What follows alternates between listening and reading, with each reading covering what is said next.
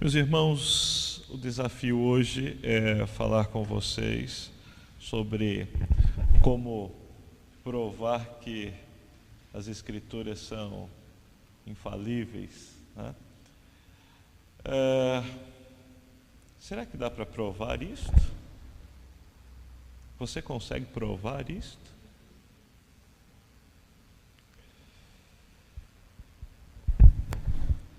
Nós temos uma doutrina na nossa igreja que nós compreendemos que nós só enxergamos a verdade de Deus pela graça dele. Nenhuma pessoa que não for alcançada pela graça se convencerá plenamente de que a Bíblia é infalível, a não ser que o Espírito Santo a convence, a não ser que o Espírito Santo toque em seu coração, a não ser que ela seja agraciada com o dom da fé. Mas nós podemos argumentar e temos bons argumentos para mostrar que a Bíblia é infalível. Na nossa visão, para nós como crentes em Cristo Jesus, para nós que temos o Espírito Santo de Deus, para nós que somos salvos, nós podemos afirmar, dizer ao mundo que a Bíblia é infalível, é inerrante. Mas, assim como nós não convertemos as pessoas, só quem converte é o Espírito Santo, quem poderá agir e trabalhar no coração de um ateu, no coração de um liberal, no coração de alguém que descrê nas Escrituras, é só o Espírito Santo. Nós, muitas vezes, pelo muito falar, não significa que seremos ouvidos. Mas há bons argumentos que nós vamos tratar aqui nesta noite. Eu quero começar mostrando aí 4 pontos ou 4 passos essenciais da revelação que nós temos da Palavra de Deus, que pode nos ajudar a argumentar melhor a respeito da infalibilidade das Escrituras. Então, o primeiro passo é: Deus resolveu se revelar. Nós só conhecemos a Deus e só temos a Escritura, e o conhecimento na revelação especial só chegou até nós porque Deus quis. O segundo passo é: Deus inspirou homens separados por Ele para registrar o conteúdo da revelação. O terceiro passo é: Deus preservou o conteúdo dessa revelação. E o quarto passo é: a tradução desta revelação tornou-se possível para alcançar todos os povos. Dentro desses 4 argumentos, nós vamos trabalhar aqui nesta noite. Então, só para a gente entender aí, acho que dá para passar aqui, né? Deus tem a supremacia de tudo porque Ele é soberano sobre todos os homens, sobre toda a criação. A soberania de Deus é o exercício da sua supremacia. É Ele, né, quem vai iniciar esse contato conosco, né, porque Ele é soberano. Então a soberania de Deus indica que Deus está no trono, exercendo seu governo absoluto sobre tudo e sobre toda a verdade, né? Deus faz a sua vontade. Deus sempre faz a sua vontade, e é a sua vontade que é a causa última de todas as coisas que estão no mundo ou que há no mundo. Ele não apenas toma decisões para fazer vir à existência tudo que tem no mundo, e tudo que vem a existir, como tudo no mundo depende dele. Então, quando estudamos sobre revelação, temos que levar em conta que o homem, nós somos finitos. Quando nós estudamos sobre a Palavra de Deus, nós precisamos entender que nós somos finitos e precisamos que Deus nos revele, que Deus nos mostre aquilo que precisamos entender ou aquilo que devemos entender. A revelação, o conhecimento, não parte de nós ou do nosso desejo, mas parte de Deus em querer se comunicar a nós. Se Deus não quisesse se comunicar, nós nunca compreenderíamos e entenderíamos o seu amor, a sua graça, nada. Mas Deus resolveu se comunicar. Então, como Ele é muito diferente de nós, muitas coisas nós não entenderíamos pela revelação geral.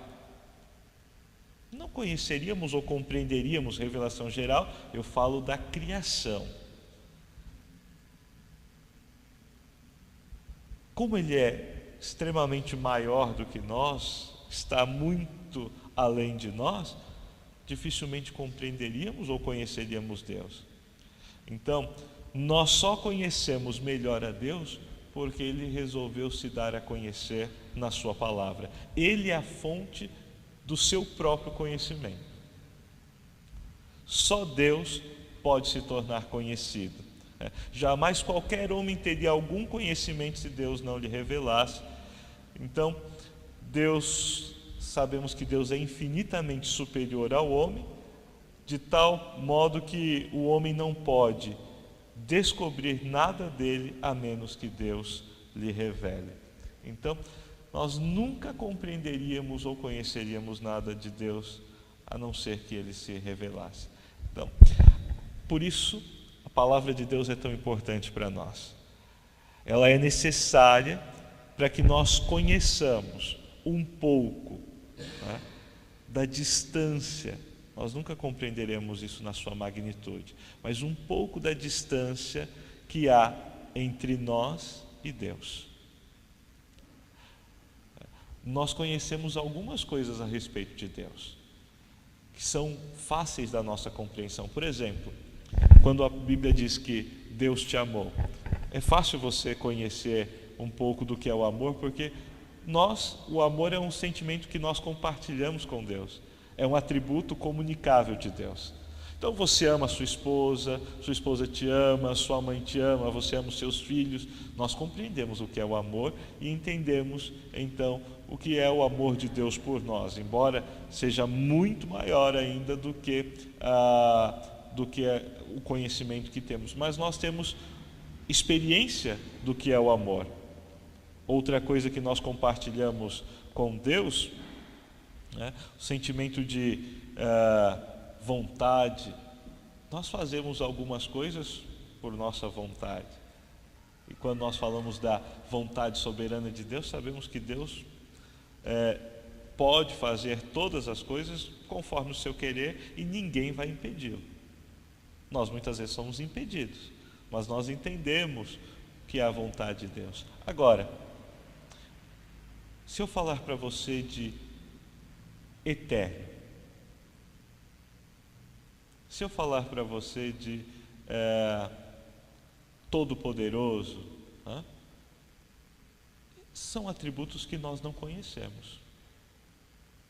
Nós conhecemos pela Bíblia, mas nós não compartilhamos. Somente Deus é eterno. Nenhum de nós é eterno.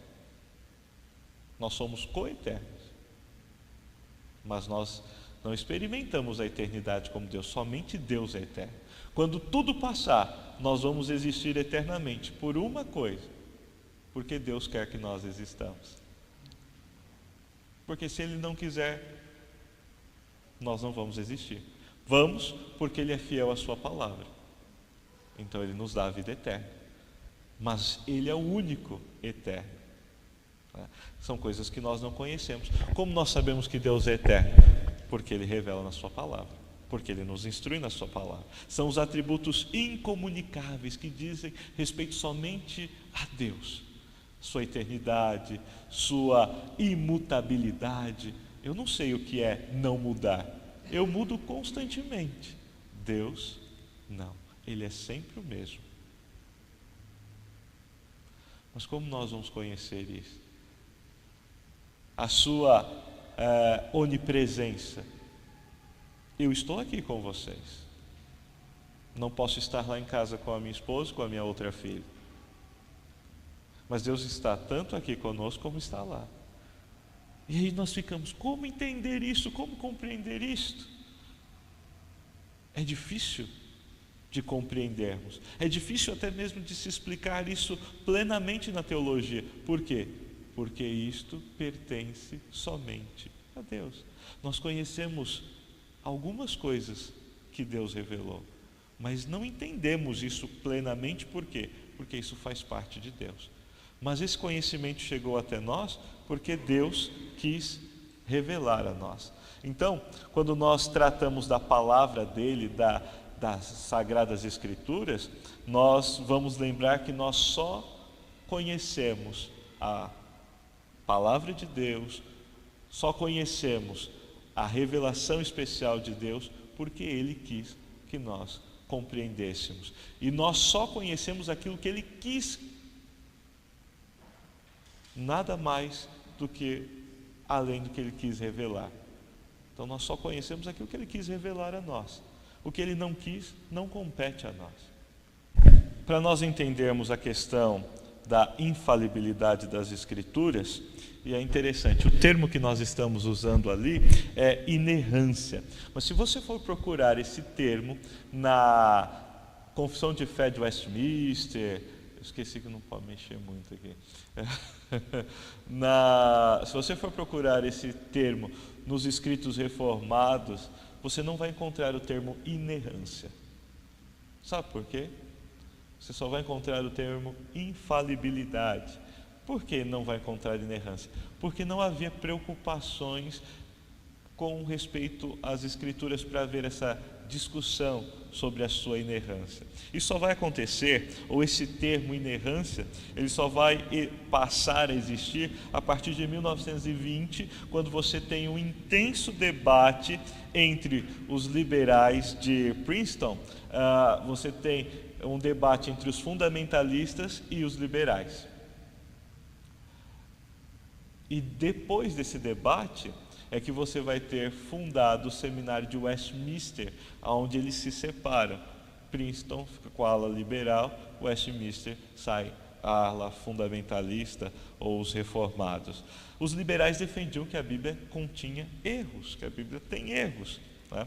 E os reformados não acreditavam nisso e diziam que a Bíblia era inerrante, né? Então houve essa discussão por muito tempo. O termo inerrância, ele vai surgir então numa discussão aqui na América do Norte, e não é um termo que veio da Europa com os reformados. O termo utilizado lá é infalibilidade, né? Ou a Bíblia é infalível, que na verdade é a mesma coisa, mas você não vai encontrar esse termo em escritos antigos. Calvino, por exemplo, não fala sobre a inerrância das Escrituras. Ele trata do assunto, mas não com esse termo, né? Então, só para a gente entender isso, esse termo, ele vai mostrar, ou ele fala que a Bíblia é verdadeira em tudo aquilo que ela fala, né? Então, para nós entendermos melhor aí, nós vamos começar pela inspiração, porque inerrância e inspiração estão ligadas. E aí depois de inspiração nós entramos diretamente na inerrância. O que é inspiração?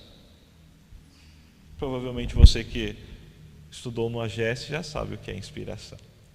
Tem aulas com o professor Valmir, reverendo Valmir, aqui também sabe, né, reverendo? Com certeza ele já falou sobre isso. Mas vamos falar um pouco mais. Eu quero mostrar primeiro o que não é inspiração. Quando nós falamos de inspiração, nós não devemos entender inspiração como algo ditado e mecânico. Inspiração não é Deus dizer assim: olha, escreve isto aí que eu estou dizendo, e ele começa a ditar. Em alguns momentos, ouve o ditado. Você vai encontrar. Escreve o que eu estou falando, registra o que eu disse. Sim, você vai encontrar. Mas isto não é a maioria da Escritura. Em alguns momentos, a inspiração Deus ditou, ou Deus disse o que eles deveriam escrever, mas isso não representa 100% das Escrituras, tá? Então, os escritores, eles não foram meros secretários que copiavam tudo aquilo que Deus ditava. A Bíblia, senão nós teríamos um estilo igual na Bíblia. e não temos, né? Nós temos diferentes estilos das Escrituras. Pode passar mais um, por favor. Deus usou diferentes homens e não a sua imaginação, né? E sim o Espírito Santo os inspirou para escrever o que é necessário. Então Deus usou os homens, mas não foi Deus soprando a sua imaginação ou usando a imaginação deles para que eles escrevessem as Escrituras, né? Ou seja, esses homens escreveram como homens, mas ao mesmo tempo Deus estava comunicando a mensagem dele e não do homem. Então, o que temos na Escritura não é imaginação humana, o que temos é a mensagem de Deus comunicada. Pode passar mais um. O que temos nas Escrituras também não é iluminação, tá? Então não significa que os escritores tiveram um grau maior de percepção espiritual, porque se acontecesse isso seria muito subjetivo. Agora é interessante entender isso, como a igreja erra muitas vezes nessa questão da iluminação e da inspiração. Quantas vezes você ouve alguém orar, o pastor pede ou o liturgo pede para alguém orar na igreja, olha, ore pela mensagem, e a pessoa pede, Senhor, inspire o pastor, inspire o mensageiro. Não, inspirados foram os homens do passado. Nós somos iluminados, ou seja, para compreender, enxergar e entender o que Deus já revelou. É o Espírito Santo que dá clareza, é o Espírito Santo que abre os nossos olhos, é o Espírito Santo que nos faz compreender os mistérios das verdades escritas na palavra de Deus. Isso é iluminação. Agora, o que aqueles homens no passado receberam foi o quê? A inspiração, o sopro de Deus, a ação do Espírito Santo, de maneira que eles não foram anulados na sua personalidade, mas registraram aquilo que Deus queria. Eu vou mostrar alguns exemplos já, tá? Então, a Bíblia mostra que, na verdade, toda a Escritura é a palavra de Deus. João 10:35 diz, a Escritura não pode falhar. Por que ela não pode falhar? Porque ela é a palavra de Deus. Se Deus é verdadeiro e a fonte de toda a verdade, não pode falhar. Porque o que está escrito nela é verdade. A inspiração também não é intuição ou inspiração dinâmica. Este foi um pensamento liberal para dizer o seguinte, olha, os crentes, né, o pensamento liberal combatia a ideia daqueles crentes que diziam, não, a Escritura é ditada, tudo que está nela foi ditado por Deus, por isso ela é infalível, por isso ela é inspirada. Para combater esse pensamento, os liberais inventaram ou trouxeram um termo de inspiração dinâmica, de que Deus, na verdade, Ele não ditou, Ele influenciou o pensamento daquelas pessoas, como se eles escrevessem um poema, como se eles tivessem inspiração para fazer uma obra de arte, mais ou menos isto. Mas não é isto. A Bíblia não é um escrito como de alguém que escreve um poema, ou como cria uma obra de arte ou uma música, né? Se assim fosse, seria um bom livro, mas não seria a palavra de Deus. Não foi assim que Deus tratou. Até as Escrituras dizem, examinais as Escrituras, porque julgais ter nela a vida eterna, e são elas mesmas que testificam de mim. Então, ela não é nenhuma ação da influência de Deus sobre o pensamento, nós vamos ver aí, olha só. Para alguns, nesse pensamento liberal, Deus inspirou o pensamento e não as palavras.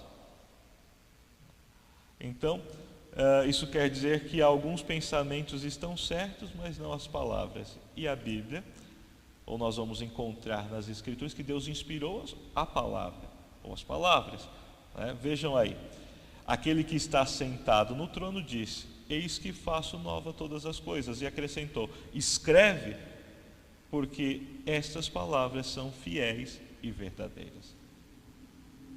Deus inspirou aquilo que eles escreviam, e não os pensamentos. Mais ainda, a Bíblia também não é fracionada. Inspiração não é a repartição das Escrituras. Esse já é um pensamento neo-ortodoxo, ou seja, daqueles que lutavam contra o liberalismo, só que não foram até o fim. Eles pararam no meio do caminho. Os liberais negavam a inspiração das Escrituras. Os neo-ortodoxos quiseram voltar com a ideia a defender as Escrituras, só que pararam no meio do caminho. Então eles disseram que ela não é inspirada, ou ela não é a palavra de Deus, ela contém a palavra de Deus. Quando Deus fala com você, quando há textos que você é tocado por Deus, Ele está falando com você. Do contrário, é só um livro como qualquer outro. Este é um pensamento. Agora, é interessante, por que eles voltaram um pouco atrás nisto, né? Imagine, o pensamento liberal, ele está tomando conta do mundo na época da Segunda Guerra Mundial. As pessoas estão perdendo seus maridos, as mulheres perdendo maridos, filhos, a miséria, a tristeza, tanta dificuldade. E o pensamento liberal domina as igrejas, ou a maioria das igrejas. Então, um dos influenciadores da neo-ortodoxia, o Barth, ele olha para aquilo e vê qual a esperança que aqueles pregadores passam para eles, ou dá a eles.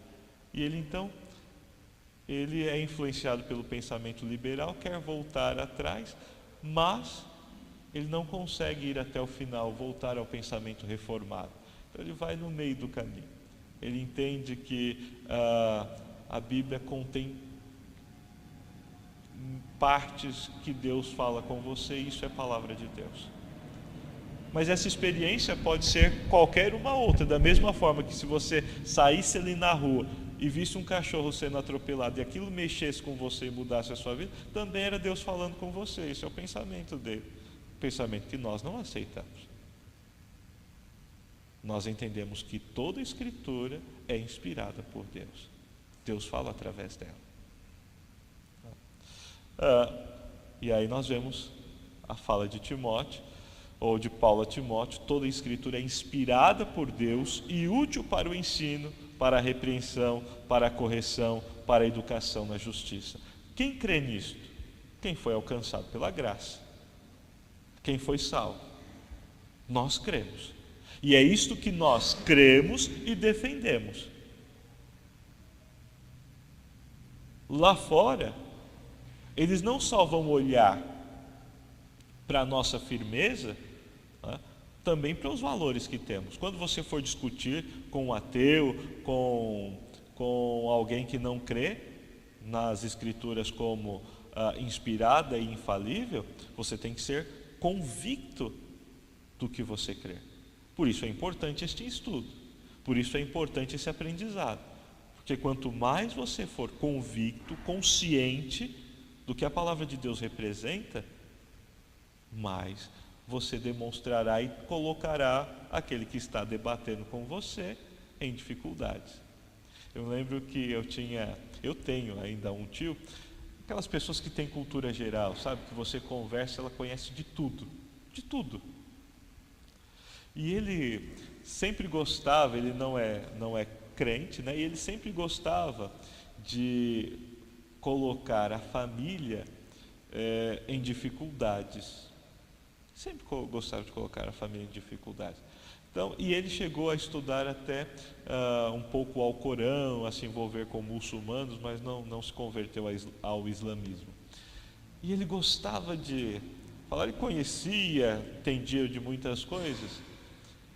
E um dia eu fui discutir com ele. Eu estava no começo do seminário, com muitas coisas frescas na memória, e nós discutimos.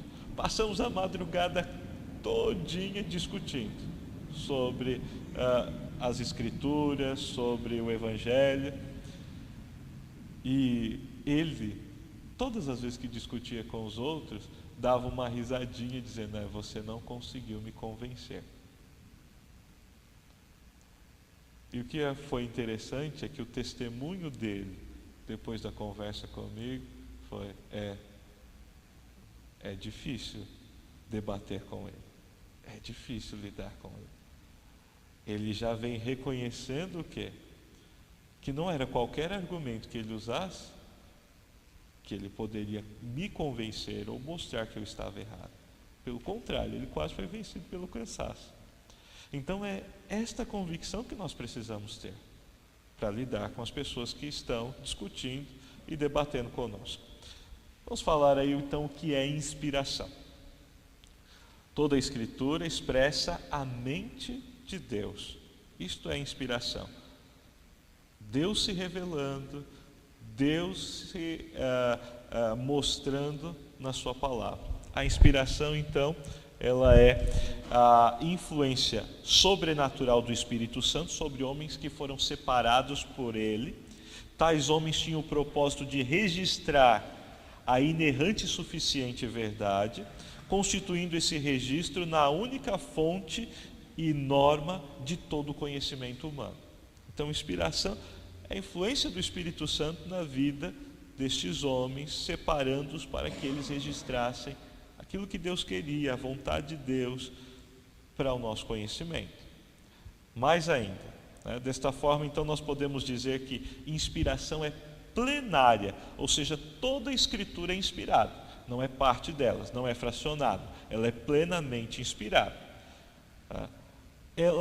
A palavra está dinâmica, mas eu mudaria para um termo que um professor no mestrado usou. Ela é orgânica e não dinâmica, porque dinâmica confunde com aquela que eu falei dos liberais. Ela é orgânica, ou seja, Deus usou o próprio homem, sem anular a sua personalidade, para que ele pudesse registrar a vontade de Deus. Ela é verbal, porque Deus usou palavras. Deus se comunicou conosco na nossa língua. Não foi na língua dos anjos, se houver uma língua dos anjos, ou não foi uma língua misteriosa, foi na nossa própria língua. E ela é sobrenatural, porque ela tem origem no próprio Deus. E por isso que ela causa mudanças. Quando a palavra de Deus toca o coração do pecador, e ele é transformado, ele é modificado, esse é o poder sobrenatural de Deus. Deus transformando, é a dinamite, explodindo naquele coração e acabando com o coração de pedra, trazendo um coração de carne. Então a palavra de Deus, ela tem essa ação. Veja o que João diz: santifica-os na verdade. Qual é a verdade? A tua palavra é a verdade. É a palavra de Deus que nos santifica, que opera em nós, que nos edifica, que trabalha em nós. E o Espírito Santo é que aplica essas verdades em nós, na nossa vida, no nosso coração. Então, é interessante estarmos atentos a isso. Qual é o papel dos escritores sagrados? Eles tiveram um papel passivo, não interferir na ação de Deus em se revelar e não deixando o pecado interferir nesta relação. Veja o que Pedro diz: porque nunca, jamais qualquer profecia foi dada por vontade humana. Ou seja, o que nós temos na Escritura não faz parte de um fruto da vontade humana, de um pensamento humano. Vocês já ouviram aquele argumento? A Bíblia é machista. Se a Bíblia é machista, então ela não é inerrante. Se ela é influenciada por um pensamento machista, ela não é infalível e inerrante.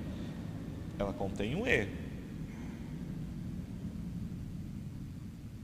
A Bíblia não é machista. O que Deus registrou sobre liderança, sobre aqueles que estão acima, sobre o homem como cabeça, é porque Deus desenvolveu e criou as coisas desta forma. Então esse pensamento pós-moderno, das mulheres, até moderno e pós-moderno também, de a Bíblia é machista, por isso vocês não aceitam, Paulo era machista.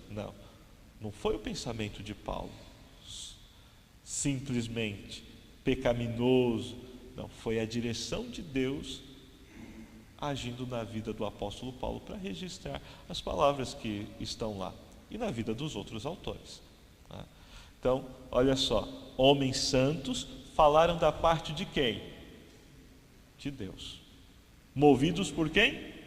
Pelo Espírito Santo. Deus não anulou a personalidade dos escritores. Moisés, Isaías, Amós, e cada um deles tem seu estilo, sua história, bem como Paulo, Mateus, João, Lucas, Marcos. Por isso, dentro da inspiração, há lugar para os apóstolos falarem de preocupações específicas. E agora eu quero mostrar um texto para vocês. 1 Coríntios, capítulo 7.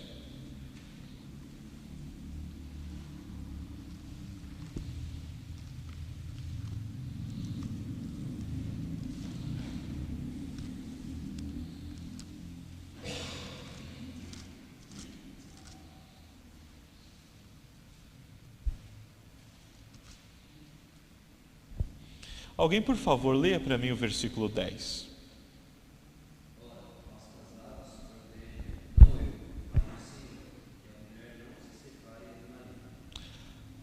Olha só, Paulo está escrevendo à igreja de Corinto, tratando um problema do divórcio lá na igreja, e ele já diz, aos casados, quem é que fala aí? Quem é que ordena? Não é ele. É o Senhor. Por quê? Ele está se baseando no texto de Mateus 19, ou nas palavras de Jesus que nós encontramos lá em Mateus 19 sobre o divórcio. Então ele está usando isto, que Jesus já tinha tratado do assunto, para falar sobre esta questão dentro da igreja.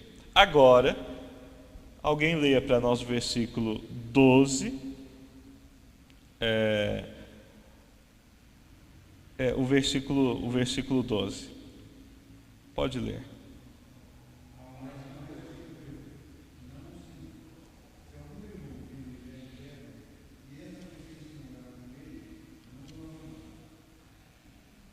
Então, quem está falando agora? Olha só, ele está dizendo aí, agora digo eu, né? Versículo 12, e não o Senhor. Por quê? Por que ele está falando isso? Porque o Senhor não tratou dessa questão. Não havia igreja dessa forma. O Senhor Jesus falou com os judeus. Tratou da questão do casamento. Mas o cristianismo se espalhou, se expandiu, e agora nós temos uma outra questão. As pessoas se convertem, mas tem mulher ou marido, e um deles não se converte. E agora? A base de Paulo é a mesma de Mateus 19, mas agora ele vem transmitir, né, o seu pensamento, mas é um pensamento só do apóstolo Paulo? Claro que não. Dirigido, orientado pelo Espírito Santo de Deus. E a ordem é qual? Não se separe também. É a mesma coisa, né? Não se separe. E temos mais um texto aí, Paulo fala, versículo 40, alguém leia para nós.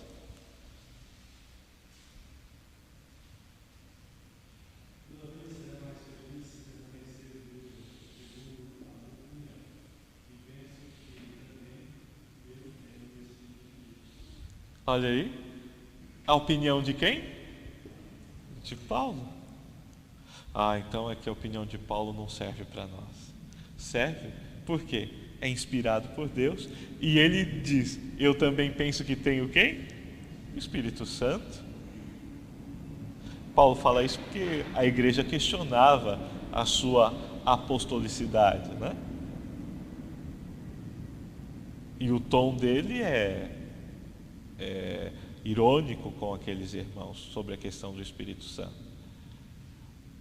Bom, Paulo vem tratar de um assunto que é necessário, é o pensamento dele, porque Jesus Cristo não tratou isso, mas é o pensamento dele, em que Deus não o anulou, o Espírito Santo não o anulou, mas o dirigiu para escrever e tratar acerca destes assuntos. O que nós temos aí? Inspiração.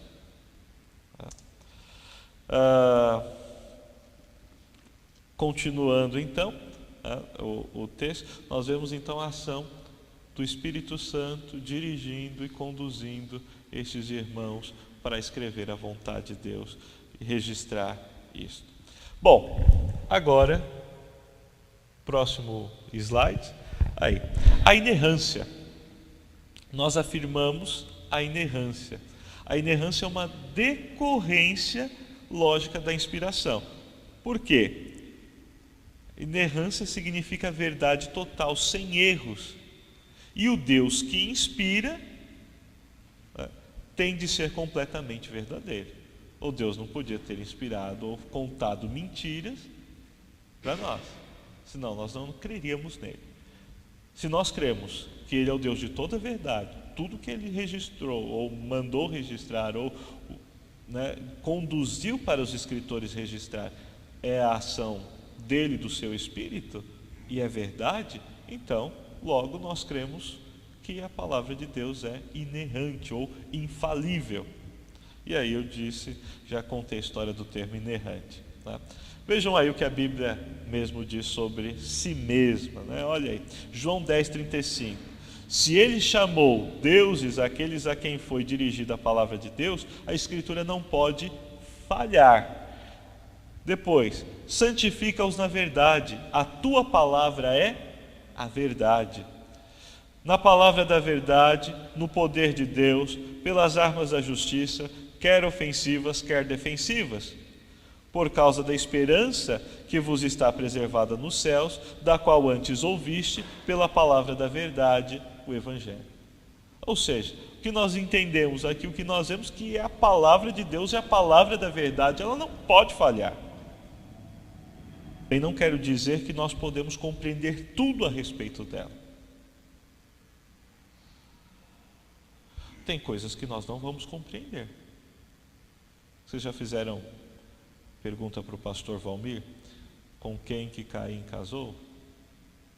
Pergunta que todo mundo faz. Você sabe, Valmir? Com quem Caim casou?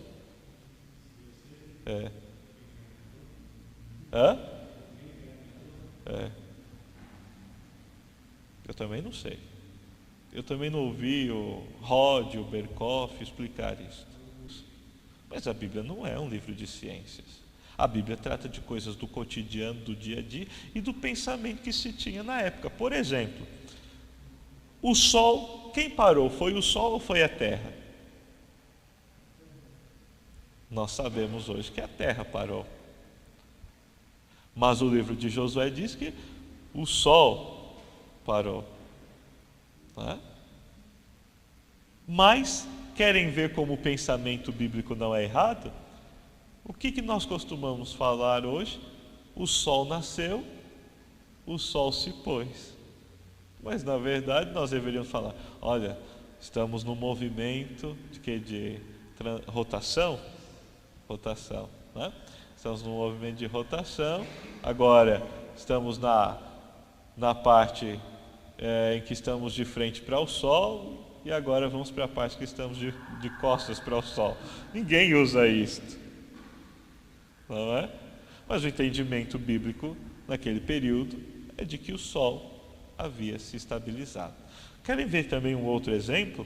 A Bíblia fala, quando você ouve lá no Pentateuco sobre os animais que não deveriam comer, Então ele vem falando sobre os animais, as aves que não deveriam comer, e ele cita o morcego. O morcego é uma ave? É um mamífero. Mas o pensamento da época, ele era uma ave, porque tudo que tinha asa era uma ave. Então não podia comer o morcego. A Bíblia não estava preocupada com essas questões, os escritores com essa. Bom, o morcego, aí dá o nome científico dele, diz que ele é um mamífero. Não, a Bíblia não está preocupada. Nós fazemos isto hoje, mas os escritores não tinham essa preocupação. Então, a Bíblia não está preocupada com essa questão científica. Calvino diz: é necessário relembrar que Moisés não fala com agudez filosófica sobre os mistérios ocultos, porém relata aquelas coisas que em toda parte observou, que igualmente são comuns aos homens simples. E foi isto que Moisés e os outros escritores registraram. Moisés escreveu inspirado por Deus, não para registrar dados físicos, químicos ou biológicos. Assim é com toda a Bíblia. Se alguém quer estudar matérias científicas, deve ir para um outro livro. Vai estudar Dalton Lourenço, vai estudar outras pessoas, mas não a Bíblia, porque ela não vai dar esta base. Tudo que foi registrado corresponde perfeitamente àquilo que Deus quis que fosse escrito e preservado. Tá? A inerrância, então, se aplica à Bíblia, não às teologias supostamente bíblicas. Tá? Então, olha só, eu estou dando aula sobre isso também na nossa igreja. Nós estamos estudando teologia sistemática nas terças-feiras com a igreja, e o que eu disse para eles, comecei pela escritura, o que eu disse para eles, eu mostrei alguns livros de teologia sistemática, eu disse: estes livros não são infalíveis. Infalível é a palavra de Deus. Você vai encontrar, e aí eu pego o Berkhoff, pego o Gruden, e aí eu digo, o Wayne Gruden, que é um outro teólogo, eu mostro, um é a favor e crê no batismo por aspersão, no batismo infantil, como nós cremos. E tem os textos bíblicos, o argumento e a base para isso. O outro não é presbiteriano, acho que é batista, é contra o batismo infantil, contra o batismo por aspersão e usa a base bíblica dele. Como é que você resolve o problema? Você vai ler os dois, ler a Bíblia, pedir que o Espírito Santo lhe dê clareza de compreensão e estar atento aos argumentos que foram usados. Isso é hermenêutica. E aí você vai ter a sua base para o batismo por aspersão, o batismo infantil. Quer dizer, dois homens de Deus, teólogos reformados, mas cada um com um pensamento. Só que o livro deles não é infalível. Assim como nossas confissões de fé não são infalíveis. Infalível é só a Escritura, é só ela. Por isso, quando temos qualquer dúvida, qualquer dificuldade, recorremos a ela, estudamos, nos debruçamos sobre ela, para buscar a direção do Espírito Santo e assim procurarmos interpretá-la da melhor forma possível. As Escrituras conduzem o pecador eleito infalível à fé redentora de Deus. A palavra de Deus torna o homem sábio para a salvação. A Escritura é a escola do Espírito Santo, na qual nem se deixou de colocar alguma coisa necessária e útil de se conhecer, nem ao menos ensina mais o que é preciso saber.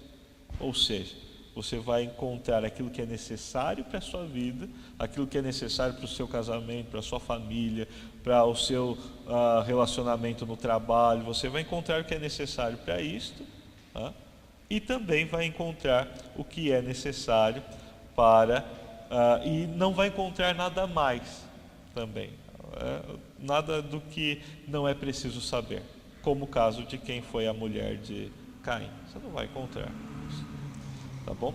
A Escritura conduz o pecador infalivelmente à fé redentora. A palavra de Deus torna o homem sábio para a salvação.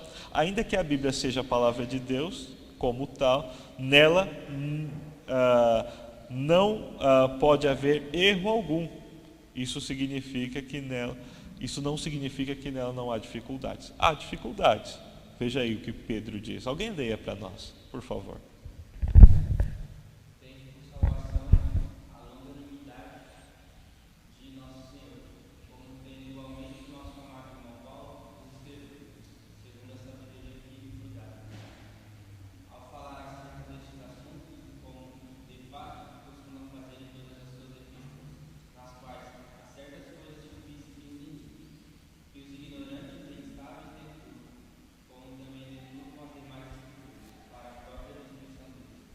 Então vejam só, o que nós vamos observar?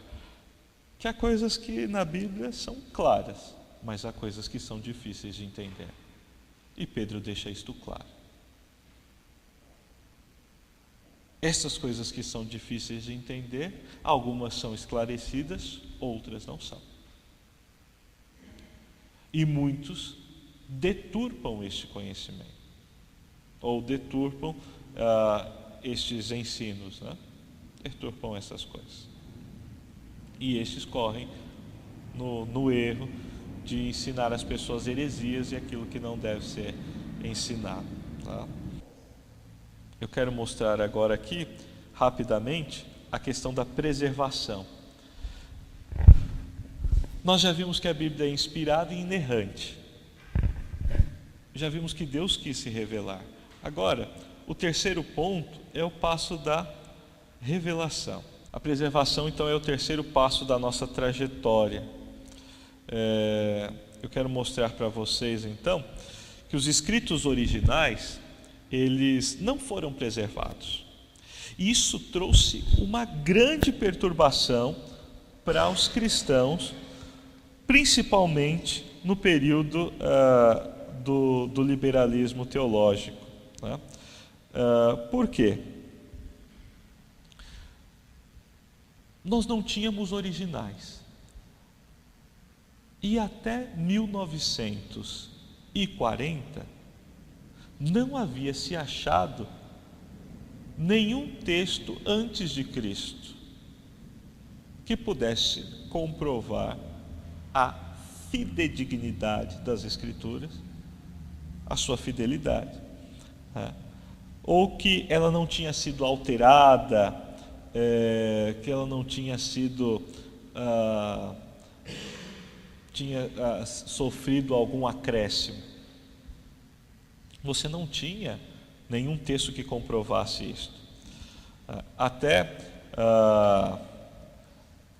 o único arquivo que se tinha era o papiro 52, arquivado na Inglaterra, de 9 centímetros, tá? E ele continha aí apenas um trecho de João 18, do 31 ao 33, no verso, e no reverso, João 37 e 38. Só tinha isto. Era o papiro mais antigo do Novo Testamento. É muito pequeno para provar qualquer coisa.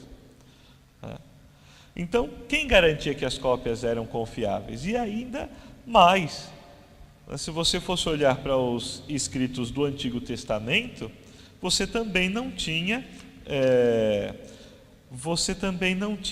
grandes cópias. Você tinha aí um papiro, o papiro Nash, que falava de Deuteronômio 6, versículo 4 e 5, somente isto. E ele era tratado ou datado do primeiro século antes de Cristo, mas eram só 2 versículos. Como é que você ia comprovar o resto? Então, diante disto, ficava difícil com os ataques dos liberais, com os ataques, né, daqueles que não criam nas Escrituras, ficava difícil você defender o texto bíblico. Até o senhor Frederick Kennan, que era um dos curadores do Museu Britânico, ele deixou uma frase dizendo: acho que é impossível que qualquer cópia do texto hebraico seja encontrada antes do texto massorético. O texto massorético foi um texto escrito há mais de 500 anos depois de Cristo. Era a cópia mais antiga que tinha do Antigo Testamento. E ele dizia: é impossível achar.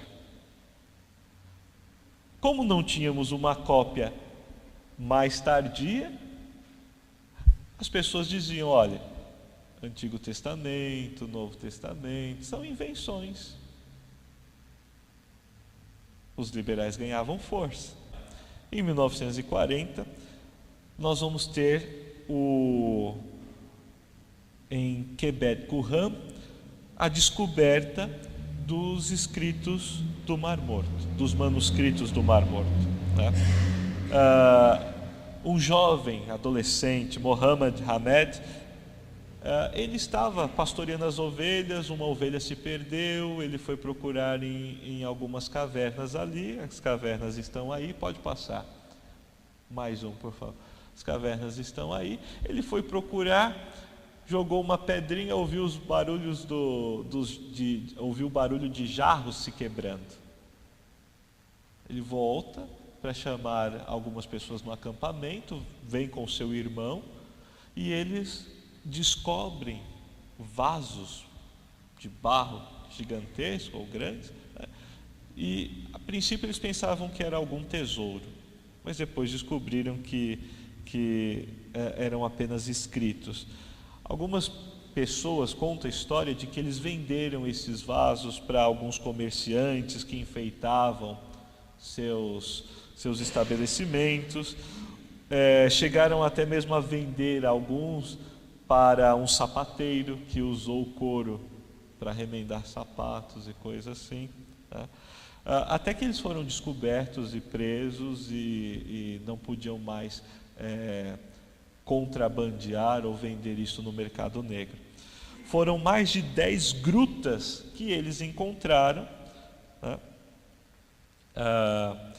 E eles encontraram os vasos contendo praticamente todos os livros do Antigo Testamento, os escritos, só não Esther, mas não se sabe se é porque não tinha ou se com o tempo se perdeu, porque em muitos potes haviam livros bem preservados, mas em outros haviam livros com pedaços, né, dos livros que já tinham sido deteriorados, rasgados, estavam migalhas, então tinham essa dificuldade.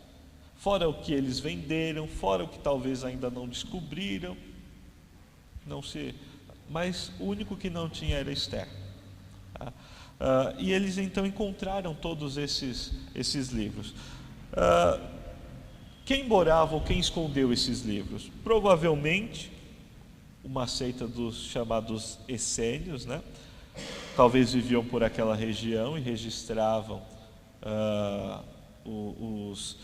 guardavam aqueles escritos. Alguns acreditam que foram escribas que trabalhavam para o templo e tinham uma biblioteca por ali, eles guardavam esses escritos, e outros acreditam ainda que esses escritos foram retirados do templo antes da destruição de 70, né? Antes de Roma invadir Jerusalém e destruir. Então esses homens levaram os livros os rolos para preservar.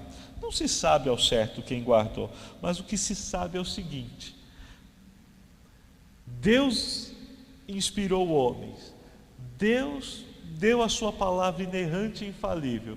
Ele iria deixar que isto se perdesse ou caísse em contradição? Claro que não.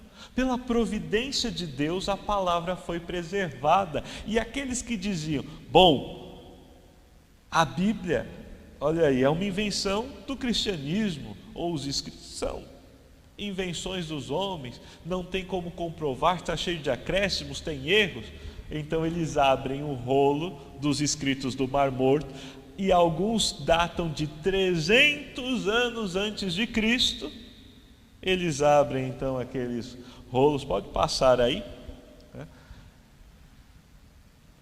Abrem lá, vamos pegar o livro do profeta Isaías, que foi o que estava mais conservado, e aí comparam com as cópias mais recentes. O que eles encontram? A fidelidade. Um texto que foi escrito 300 anos antes de Cristo, com um texto que foi escrito no século 8, 9, com os textos que tinham na década de 40, iguais. O que é isto? Poder de Deus em preservar a sua palavra. Glória a Deus, isso é motivo de grande alegria, porque isso acabou com o quê? Acabou com a crítica. Oi? Sim.